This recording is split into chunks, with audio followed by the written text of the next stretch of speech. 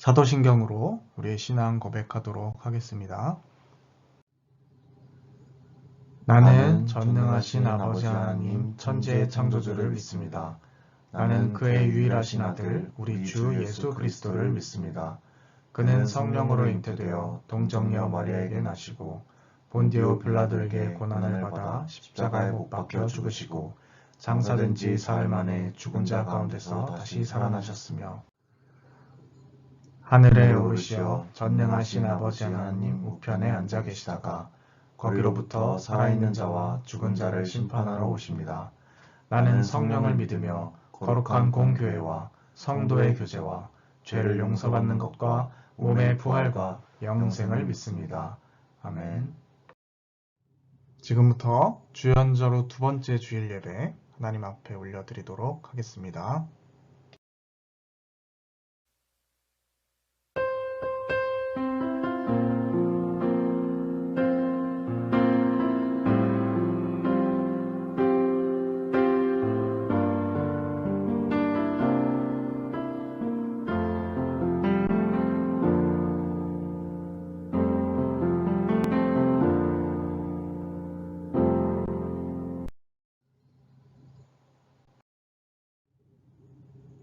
너희는 여호와 우리 하나님을 높여 그의 발등상 앞에서 경배할지어다. 그는 거룩하시도다. 너희는 여호와 우리 하나님을 높이고 그 성산에서 예배할지어다. 여호와 우리 하나님은 거룩하심이로다. 아멘. 사랑과 은혜가 충만하신 하나님, 찬송과 영광을 돌려드립니다. 주님의 보호하심 속에서 한 주간 평안히 살다가 거룩한 주일 주님 전으로 불러주시고 예배자의 자리에 서게 하시니 감사합니다. 오늘은 예수님께서 하나님 아버지의 뜻을 이루기 위하여 순종하며 세례받으신 것을 기념하는 주일입니다. 예수님께서 아버지의 뜻에 온전히 순종하셨던 것처럼 저희도 오직 하나님의 말씀에 순종하는 마음을 가지고 이 예배를 드리게 하여 주옵소서. 모든 영광 하나님께 돌려드리오며 예수님의 이름으로 기원하옵나이다. 아멘. 성신교도 함께 고독하도록 하겠습니다. 여호와여, 주의 인자하심이 하늘에 있고 주의 진실하심이 공중에 사무쳤으며 주의 의는 하나님의 산들과 같고 주의 심판은 큰 바다와 같으니이다. 하나님이여, 주의 인자하심이 어찌 그리 보배로우신지요. 사람들이 주의 날개 그늘 아래에 피하나이다. 그들이 주의 집에 있는 살찐 것으로 풍족할 것이라. 주께서 주의 복락의 강물을 마시게 하시리이다. 진실로 생명의 원천이 주께 있사오니 주의 빛 안에서 우리가 빛을 보리이다. 주를 아는 자들에게 주의 인자하심을 계속 베푸시며 마음이 정직한 자에게 주의 공의를 베푸소서. 아멘. 아멘. 한 주간을 돌아보며 공동으로 낭독하며 드리는 기도의 시간입니다.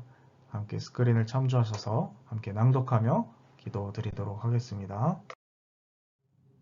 우리를 구원하시려고 십자가를 지신 주님, 보혈의 은혜로 거듭나서 하나님의 자녀가 되게 하신 은혜에 감사를 드립니다.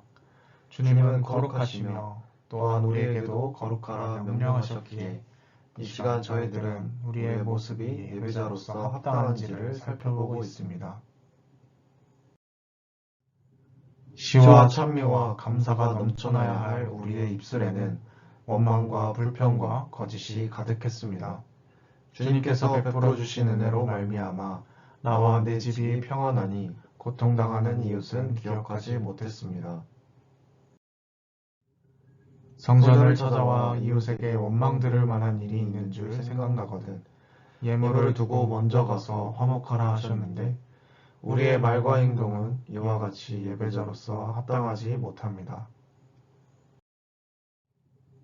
오 주님, 우리의 이기적인 생각과 불신앙적인 행위들을 고쳐주셔서 올바른 예배자로 하나님 앞에 서게 하여 주옵소서. 예수님의 이름으로 이 고백의 기도를 드립니다. 아멘. 시간 지난 한 주간을 돌아보며 하나님 앞에 참여의 기도 올려드리도록 하겠습니다.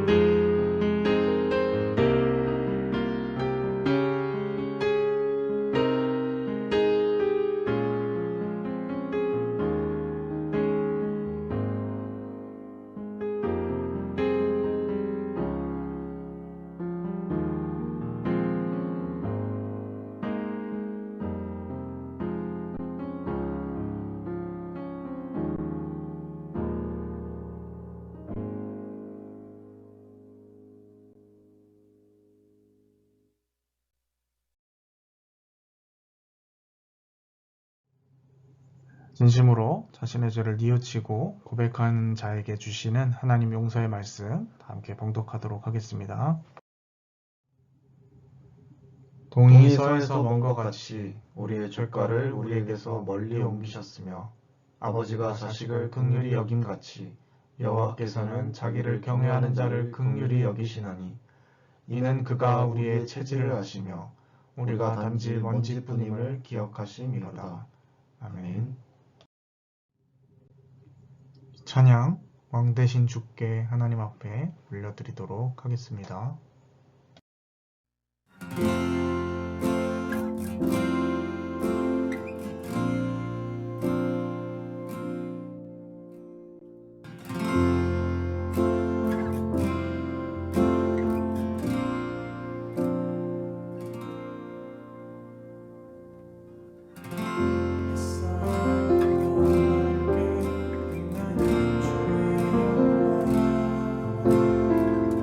모든 얼굴이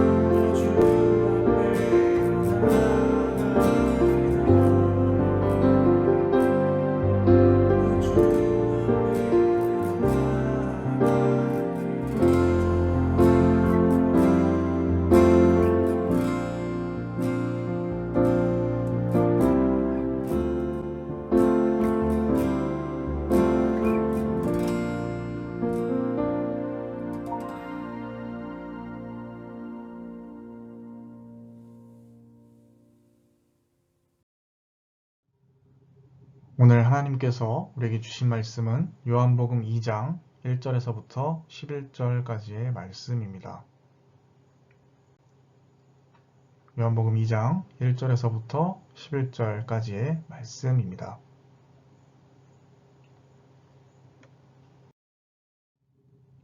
한 절씩 교독하도록 하겠습니다. 사흘째 되던 날 갈릴리 가나에 혼례가 있어 예수의 어머니도 거기 계시고 예수와 그 제자들도 혼례의 청함을 받았더니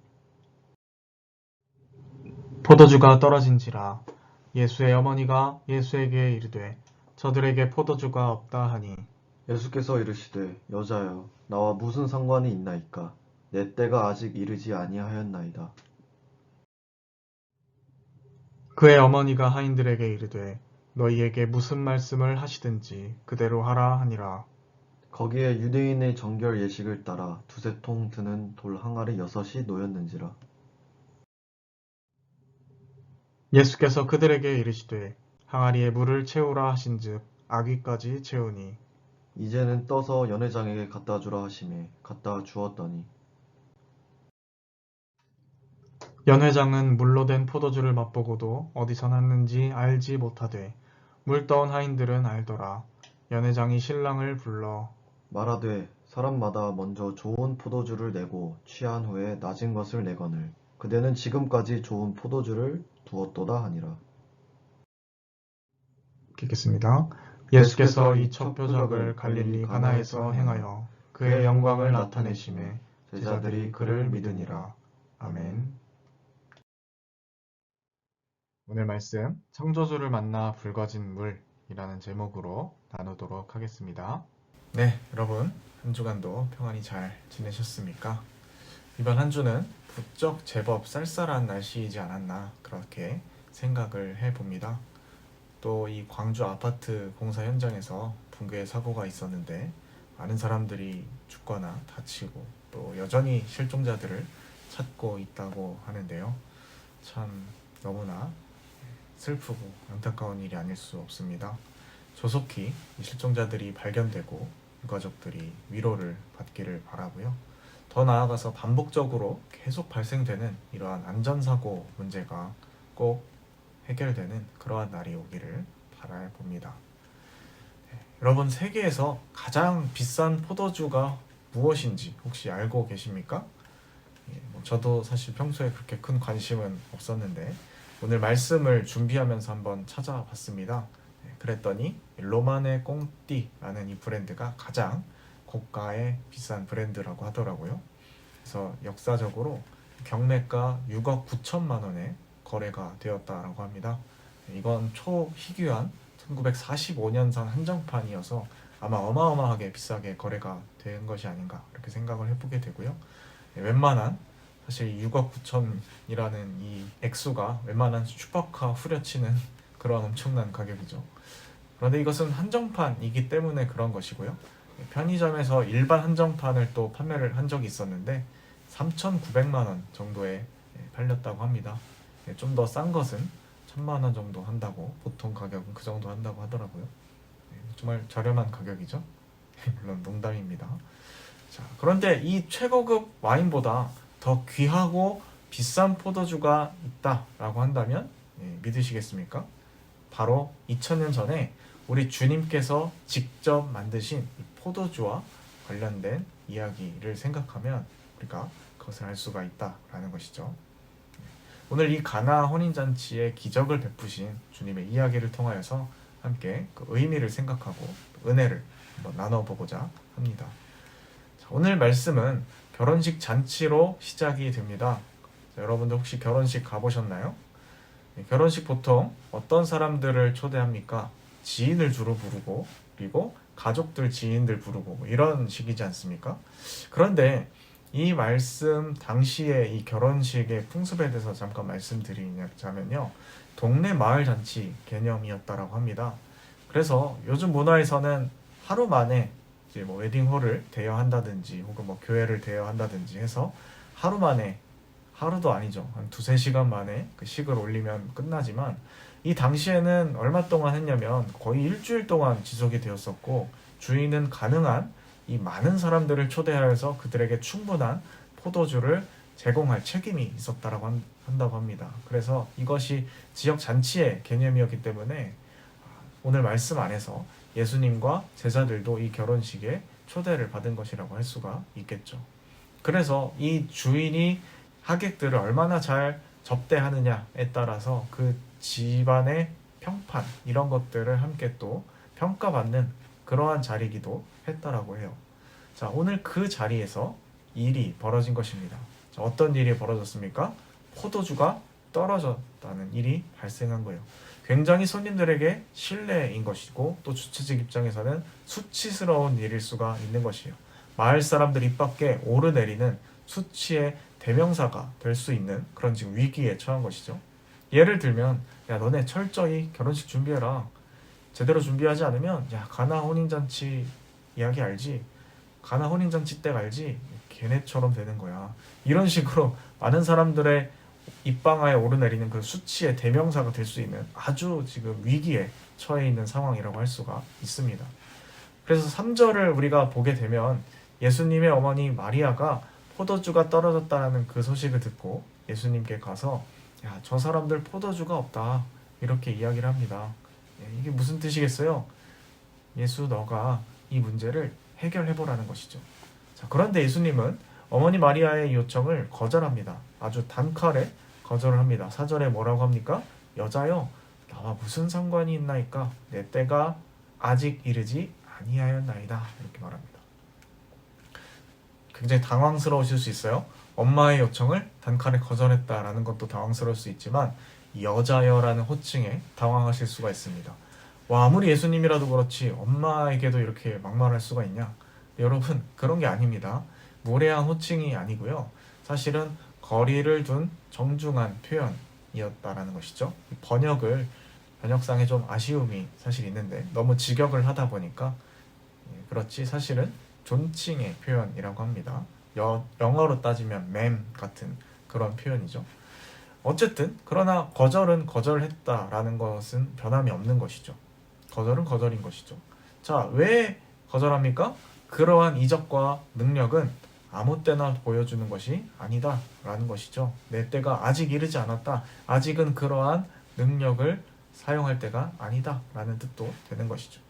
하지만 결국은 우리가 이 본문을 읽어서 다 알고 있듯이 기적은 일어났다라는 것이죠. 그런데 이건 도대체 무슨 소리냐? 왜 기적을 일으키는데 어떠한 타이밍이 필요한 것일까? 오늘 본문인 요한복음은 이 기적 같은 일들을 가리켜서 표적이라는 단어를 사용하고 있습니다. 한번 따라해 보시겠습니까? 표적. 영상으로 보시는 분들도 따라해 보시죠. 자, 이 표적이라는 말은요. 헬라어로 세메이온이라고 하는데요. 이것은 단순히 기적적인 일을 가리켜서 사용하는 말이 아닙니다. 와, 신기하다. 정말 대단하다. 이럴 때만 쓰는 것이 아니란 말이죠. 자, 그럼 무엇일까요? 그게 가리키는 어떠한 의도나 목적이 있다라는 것이에요. 기적이긴 한데 단순한 기적이 아니라 그게 무엇인가를 가리키는 바가 있다라는 것이죠. 영어로 따지면 sign이라는 것입니다. 징조, sign. 그래서 영어 성경은 이것을 어떻게 번역하고 있냐면 miraculous sign, 기적적 표징 이렇게 번역을 하고 있는 것이죠. 자, 그러면 이 표적은 도대체 무엇을 가리키는 것이냐? 크게 보면 두 가지라고 할 수가 있겠습니다. 예수님은 그리스도시다. 예수님은 하나님의 아들이시다 라는 것을 가리키는 표적입니다. 그래서 복음서에 기록된 표적은 사실은 이 두 가지를 보여주기 위한 하나님 나라의 기적이다 라고 생각을 하시면 되겠어요. 성경에 기록되어 있는 예수님의 기적들, 특히 요한복음에 나타난 기적들은요, 사실은 이 두 가지와 연결되어 있다라는 것이죠. 다시 한번 뭐라고요? 예수님은 그리스도시다. 예수님은 하나님의 아들이시다. 그러니까 이 표현 안에 하나님의 통치가 예수 그리스도로부터 본격적으로 시작되었다. 이런 의미까지 같이 들어가 있는 겁니다. 자, 그러니까 예수님은 왜 거절한 것입니까? 자신의 정체에 대해서 본격적으로 드러내고 활동할 그러한 때가 있는데 그것은 철저히 하나님께서 허락하시는 허용 범위 안에서만 가능한 것이다. 하나님께 철저히 순종하는 그러한 모습을 예수님은 보이셨다라는 것입니다. 능력이 없어서 그런 것도 아니고 그건 엄마와 아들, 모자 관계로 해결될 일이 아니라는 것을 말하고 있는 것이죠. 그러나 어머니 마리아는 포기하지 않았죠. 포기하지 않았습니다. 결혼식 준비하는 하인들을 불러서 너에게 무슨 말을 하시든지 그대로 하라라고 지시를 합니다. 자, 어디서 많이 보던 스타일이지 않습니까? 지금 우리가 있는 군대 스타일이다라는 생각을 저는 해보게 됐습니다. 소위 말해 까라면 까라, 무엇이든 하라라고 이야기한 거죠. 그래서 하인들은 예수님을 찾아갑니다. 그리고 예수님은 굉장히 당황스러울 만한 지시를 내리시는데 항아리에 물을 채우라고 명령하셨다는 것이죠. 그런데 이것은 그냥 항아리가 아니라 어떤 항아리입니까? 6절에 기록되어 있는 것처럼 유대인의 정결 예식을 따라 쓰이는 항아리, 율법에 따라서 거룩하게 살아가야 하고 또 부정한 것을 배척해야 하는데 만약에 부정한 물건이나 시체 같은 것들을 만졌을 때 다시 거룩해질 수 있도록 돕는 그러한 예식에 쓰이는 그런 의식에 쓰이는 항아리, 그것을 가져오라고 말씀하신 것입니다. 그 항아리에 물을 채우라고 하신 것이에요. 자, 그 다음 명령은 뭡니까? 떠서 연회장에게 가져다 줘라.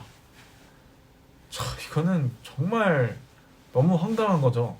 욕먹는 짓인 거예요. 너무 무모한 명령이지 않습니까? 아무리 시키는 대로 한다고 해도 이건 아니지 싶은 그러한 말씀이었다고요.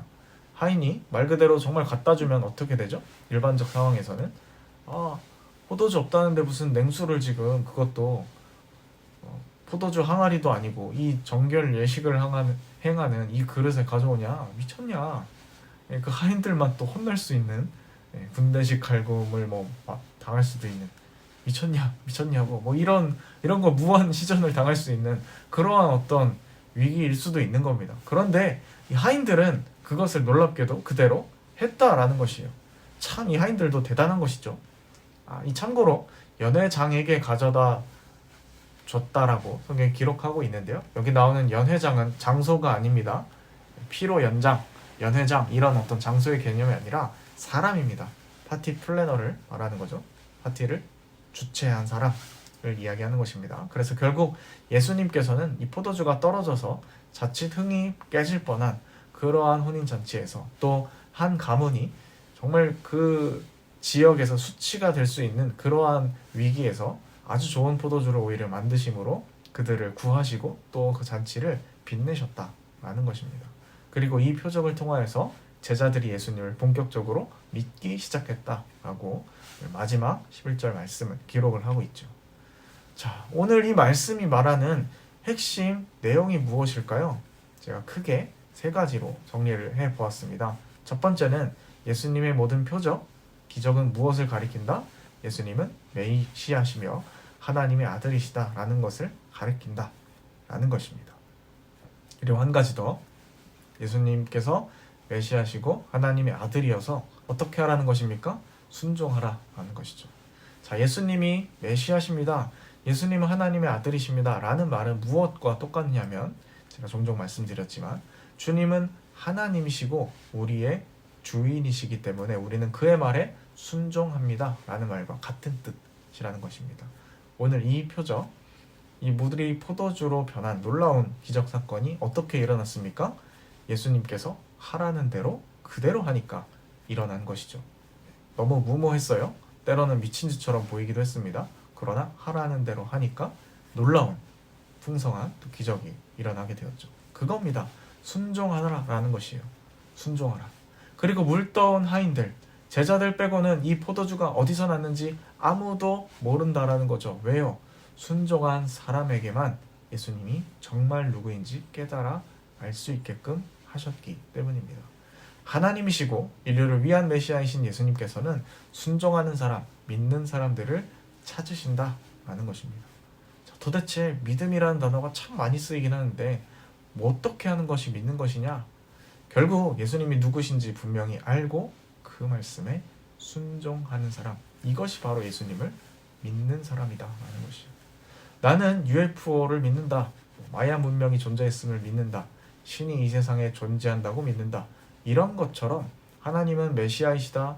나는 그 주님을 받아들인다. 이런 것이 아니라 그분의 뜻대로 나는 따른다. 행한다. 때론 아무리 무모한 것처럼 보인다더라도 나는 하겠다. 이것이 정말 성경이 우리에게 가르치는 실질적인 믿음이라는 것입니다. 그 믿음대로 따라 사는 사람들은요, 하나님께서 베푸신 그런 풍성한 은혜를 맛보아 누릴 수 있다라는 것입니다. 예수님은 무조건 엄숙하고 절제하고 이런 종류의 어떤 선비 캐릭터가 아니셨습니다. 기뻐하는 잔치집에 같이 가시고요. 또 즐길 수 있는 그러한 자리에는 같이 그 기쁨을 즐길 줄 아는 분이셨다라는 것이에요. 우리가 하나님 나라를 완벽하게 보여주신 그 예수님께 순종할 때 우리는 그 나라가 주는 풍성함과 즐거움을 주님과 함께 더불어서 누릴 수 있다라는 의미를 우리에게 가르쳐 주고 있는 것입니다. 자, 세 번째는 예수님께서는 우리를 진정으로 구원해 주신 분이시다라는 사실을 또 우리가 배울 수 있습니다. 자, 이제는 예수님으로 인하여서 정결해질 수 있다라는 것이에요. 왜냐? 그것은 첫 번째와 두 번째 이와 연결되죠. 예수님이 메시아이시고 하나님의 아들이시니까요. 사실 예수님께서 아까도 확인했지만 잔치에 포도주를 공급하는 것만이 목적이었다면 그냥 빈 포도주통에 물을 채워서 포도주로 변화시키시면 될 일이었겠죠. 그런데 예수님께서는 굳이 유대인의 정결례를 행하는 항아리를 가져오라 하셔서 거기에 물을 채워서 갖다 주라 하셨고, 또 오늘의 사건을 기록한 복음서의 저자도 그것을 명시적으로 기록하였다라는 것은 여기에 의미가 있다라는 것이에요. 무엇이겠습니까? 우리가 인생에서 곤란하고 어려울 수 있는 바로 그 순간에 유대인들이 철석같이 지켜오던 그 율법 시스템은 아무런 도움을 줄 수 없는 것임을 드러내주는 것입니다. 그들의 시스템의 한계를 명확하게 보여주는 것이죠. 또 동시에 이제는 예수 그리스도를 통하여서 우리가 진정으로 하나님 나라 잔치에 초대되었고 정결함을 경험할 수 있다는 것을 보여주는 것입니다. 같은 맥락에서 한 가지 덧붙여 드리자면, 이 다른 복음서에는 다 등장하지만 요한복음서에는 없는 그러한 장면이 있습니다. 그것은 바로 예수님께서 성찬식을 제자들과 함께 거행하는 그러한 장면이에요. 그러나 요한복음은 유일하게 예수님의 이 첫 기적을 물이 포도주가 되게 하는 그러한 사건으로서 기록함으로써 성찬에 대한 이미지를 구조적으로 반영하고 있다라는 것이에요. 그럼 뭐 포도주는 그렇다 치는데 떡은 그럼 어디에 있는 것이냐? 여러분, 이 떡은요, 오병이어 장면에 반영이 되어 있는데요. 예수님께서 오병이어 기적을 베푸신 이후에 나는 생명의 떡이니 나를 먹어야 너희가 생명을 얻는다 라는 말씀을 하심으로써 이것이 군중들에게 베푸신 일종의 성찬식으로서 반영이 되고 있다라고 이해를 하시면 되겠습니다. 그러면 어쨌든 우리가 오늘 말씀을 이렇게 살펴보았는데요. 진정으로 우리에게 생명을 주시는 분, 우리를 곤경에서 구하실 수 있는 분, 또 우리를 관습이나 형식에 얽매이게 하는 분이 아니라 진정으로 진리 안에서 자유케 하실 분으로서 오늘 예수님은 이 가나 혼인잔치의 기적을 행하셨다는 것이, 그것을 우리가 잊지 않길 바랍니다. 제가 이 말씀 하나 드리고 마치고자 합니다. 19세기 캠브리지 대학의 종교학 과목 시험 시간에 주관식 문제가 하나 출제되었었는데요. 이 문제는 물을 포도주로 바꾼 이 예수님의 기적에 대해 논하라라는 것이었습니다. 오늘 우리가 함께 살펴본 말씀이죠. 다들 이제 시험이 시작되자마자 열심히 답안지에 이 펜을 굴려서 또각또각 답을 적고 있는데, 유독 딱 한 학생만은 멍하니 앉아서 답안을 작성하지 않고 창밖만 멍하니 바라보고 있었다라는 것이에요. 그래서 감독관이 다가가서 주의를 주기도 했는데 학생은 이 시험에 하나도 관심이 없는 것처럼 그렇게 반응을 했다라고 합니다. 이제 시험 종료 시간이 얼마 남지 않았는데도 학생이 이 멍 때리기는 계속됐죠. 그러자 화가 난 이 감독 교수가 다가가서 그냥 너가 백지로 내게 되면 0점 처리는 물론이고 학사 경고의 대상이 될 수 있으니 뭐든 써넣어라 라고 이게 최후의 통첩을 했다라고 합니다. 그래서 이 말을 듣고 딴청을 피우던 이 학생이 시험지를 뚫어지게 쳐다보다가 정말 단 한 줄, 한 문장을 쓰고 이 고사장을 빠져나갔다라고 합니다. 그런데 이 달랑 한 줄 쓴 답안지가 이 대학 신학과 창립 이후에 전설이 된 만점 답안지가 되었다라고 합니다. 대학의 모든 신학과 교수를 감동받게 한 이 바이런이라는 사람의 촌철살인 답안은 바로 이것이었습니다. 어떤 문장이었냐면, 물이 그 주인을 만나니 얼굴을 불키더라. 이 한 문장을 썼다고 합니다.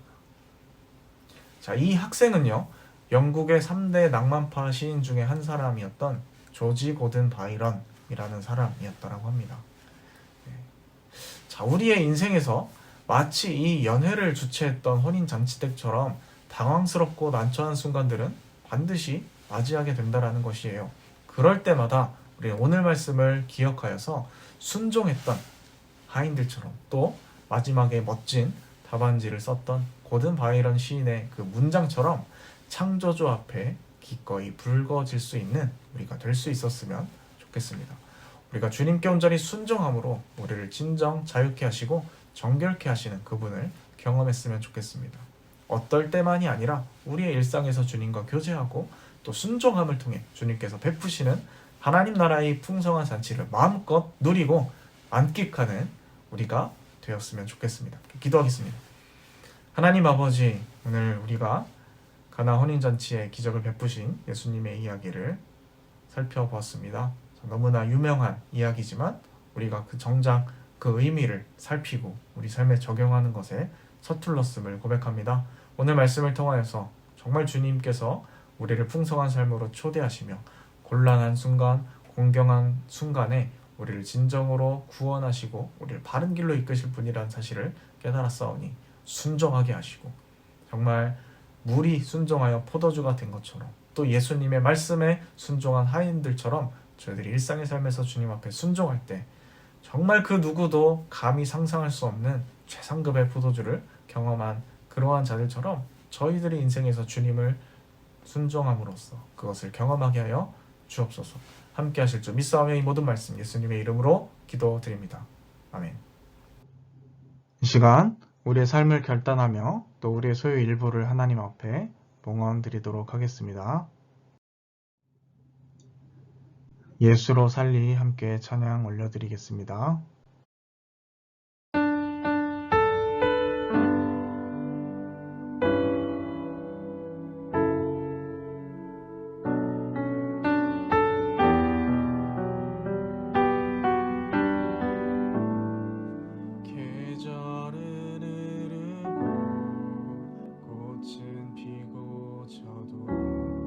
시들지 않은 생명이 있는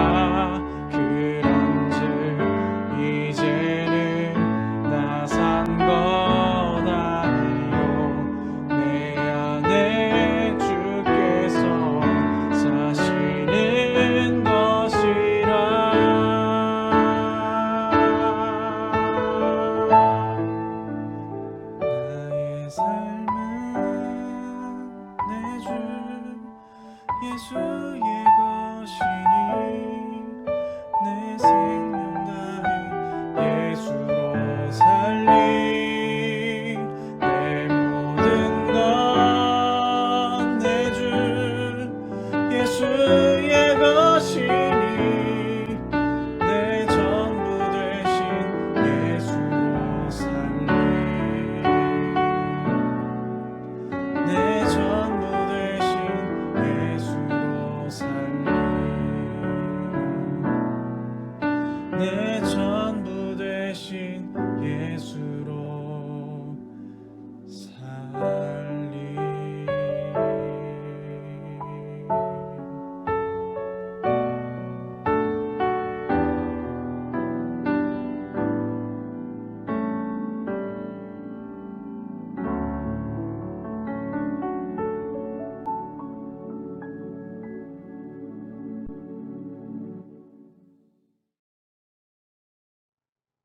하나님 아버지, 오늘도 주님 전에 저희들 한 명 한 명 불러주시고 함께 주님의 이름을 높이고 찬양하며 귀한 말씀을 통하여 깨닫게 하심을 감사드립니다.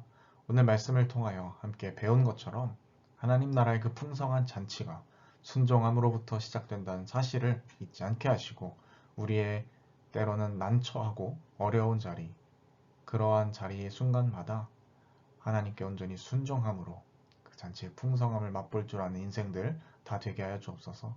또 그 풍성한 잔치를 나 혼자만 알고 만끽하고 경험하는 것이 아니라 이웃들과 함께 나누며 또 그 주님을 전하며 또 그 풍성함을 함께 떼어서 나누며 그 이웃과 함께 더불어 기뻐할 줄 아는 저희들 되게 하여 주옵소서. 함께 하실 줄 믿사오며 이 모든 말씀 예수님의 이름으로 기도드립니다. 아멘. 축도로 모든 예배 순서 마치도록 하겠습니다. 지금은 우리 구주 예수 그리스도의 은혜와 하나님 아버지의 극진하신 사랑하심과 성령의 인도 역사 충만케 하심이 오늘 함께 말씀을 듣고 진정으로 주님께 순종함으로 하나님 나라의 그 풍성함 잔치를 맛보고 참여하기를 마음속에 다짐하는 주님의 자녀들 머리 위에 지금부터 영원까지 함께 하옵시기를 축원하옵나이다. 아멘.